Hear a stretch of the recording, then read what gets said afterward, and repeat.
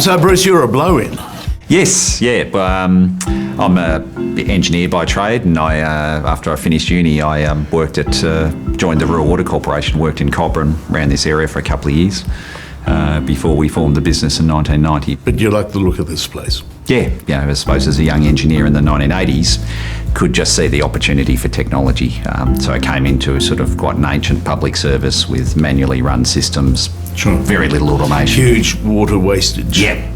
So in northern Victoria here in Golden Murray Water, there's about 6,500 kilometres of man-made irrigation canals. They used to be run by men driving around in utes and pulling together schedules and trying to match supply with demand. You had farmers used to order their water with by placing it, writing on the card what they need and living in little red letter boxes when I started all across the region. Highly technical.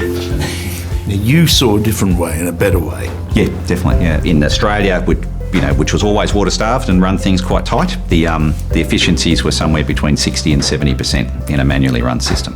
With the technology now and the upgrades to the networks, they're getting up to 85, 90%. And that equation, when you go around the world, India, China, even parts of the States, those efficiencies are down to 50% as a starting point. The farmers in this area now can order their water on 2 hours' notice. They can assess use crop science to accept exactly the crop demands for water and precisely supply it when it needs. And so it's not only the efficiency that's led to, farmers themselves producing a lot more with less water. Yet weirdly, this stuff is settled in the cities and the eastern seaboard and in Canberra, isn't it? Yes. So remote from... Yeah. So engineering is the answer. Technology certainly has to inform the politics. Yeah. And that's one of the challenges for us, I suppose. For Rubicon, what drove our opportunity here? So we started 22 years ago. We're here in Shepparton primarily because our biggest customer was initially Golden Murray Water. And so we're a much smaller company, but then in the 2000s, the drought started to kick in. The investment started getting bigger, and the systems that started out at a few hundred sites moved into thousands of sites.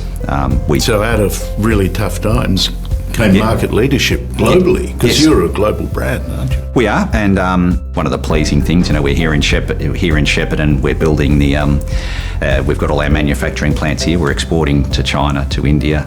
And the other resource we have in abundance out here, of course, is solar energy, isn't it? And you're marrying the two. Yeah, definitely. One of the biggest costs when you're putting a meter and an actuator on a remote site is getting power to it.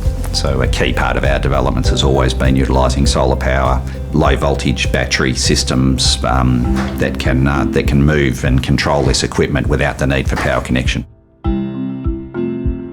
What is it about Shepparton and its mindset that allows a startup company like yours to be doing good stuff in a place like China? There's a culture in Shepparton with employees, I think, when that people stay for the long term. They invest in a company, they get involved. So our head office is in Melbourne, and we have some design centres there, but we have a turnover of staff. But here in Shepparton, we have very little turnover of staff. We have long-term committed people that really work. And your employees who work here, they find it's a good place to live as well? We do. We find we just had one of our design engineers out of Hawthorn make the lifestyle decision to bring his family to Shepparton here. So a senior design engineer that's bought a property outside Shepparton, and he's moved. He's and again committed here for the long term. And people with those kind of skills often require good education for their kids too, which you get here. You do.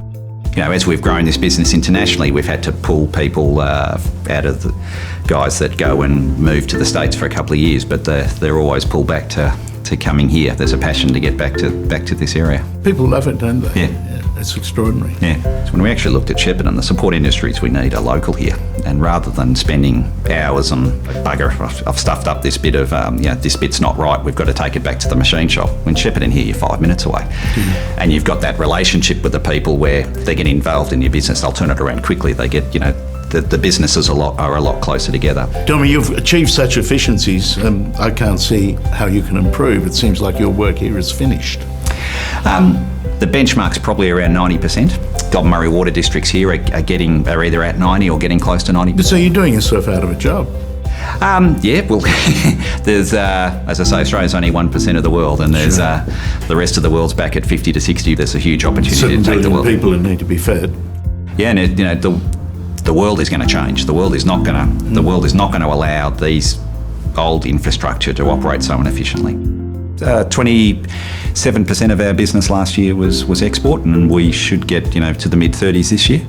On track over the next couple of years to have more than 50% of our business export. So there are people in Australia who couldn't tell you where Shepparton is, but there are people in China and India who are going to really know where you are. Definitely, a great place for us, I suppose, in bringing the Chinese or the Americans out here, or these that want to see the full implemented systems. You come to Shepparton, we can show the factory, we can go to Goulburn Water with a state-of-the-art computerised control centre, go out to the irrigation districts, you can visit the local farms that are reaping the benefits. It's a fantastic showcase for us. Well, thanks for talking to me. It's really nice to meet a man who's saving the world. Thank you, Charles.